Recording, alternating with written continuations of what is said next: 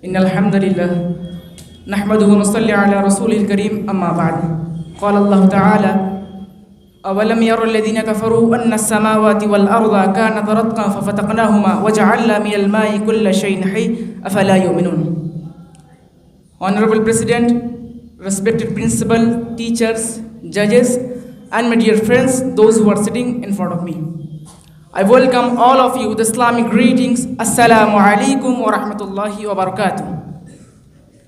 May the peace, mercy, and blessings of Allah subhanahu wa ta'ala be upon all of you.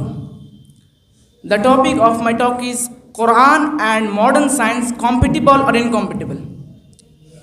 The glorious Quran is the last and final revelation of Allah subhanahu wa ta'ala, revealed to the last and final messenger, Prophet Muhammad, peace be upon him. For any book to claim that it is the word of Almighty God, it should stand of time. Previously, 1,000 years back, before the glorious Quran was revealed, it was the age of miracles. And Alhamdulillah, the glorious Quran, it is the miracle of miracles. 1400 years ago, when the glorious Quran was revealed, it was the age of literature and poetry. And it is agreed by Muslim and non-Muslim scholars that the glorious Quran is the best of Arabic literature available on the face of the earth. Allah subhanahu wa ta'ala gives us a challenge in the glorious Quran. وَإِن كُنْتُمْ فِي رَيْبٍ مِّمَّا نَزَّلْنَا عَلَىٰ عَبْدِنَا فَأْتُوا بِسُورَةٍ مِّن مِّثْلِهِ وَادْعُوا شُهَدَاءَكُم مِّن دُونِ اللَّهِ إِن كُنتُمْ صَادِقِينَ فَإِن لَّمْ تَفْعَلُوا وَلَن تَفْعَلُوا فَاتَّقُوا النَّارَ الَّتِي وَقُودُهَا النَّاسُ وَالْحِجَارَةُ أُعِدَّتْ لِلْكَافِرِينَ.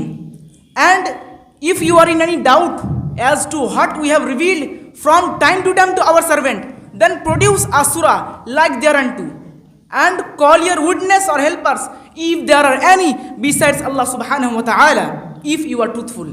But if you cannot, and surely you cannot, then fear the fire whose fuel is men and stones, which is prepared for those who reject faith. Hence Allah subhanahu wa ta'ala, He is giving us a challenge that to produce something similar to the glorious Quran. The smallest surah is Surah Kawthar. It is hardly few verses, hardly 3 verses. No one has done it, and no one will inshallah do it till the day of judgment. So let's see, is the glorious Quran compatible or incompatible with modern science? Does it stand the test of today? Albert Einstein, a very famous physicist and the Nobel Prize winner, said that science without religion is lame and religion without science is blind. I would like to repeat the statement. Albert Einstein, who said that, let me remind you that the glorious Quran is not the book of science, S-C-I-E-N-C, but it is a book of science, S-I-G-N-S. It is a book of ayat, it is a book of hidayah, it is a book of straight path. And there are more than 6,000 signs, out of which more than 1,000 they speak about science.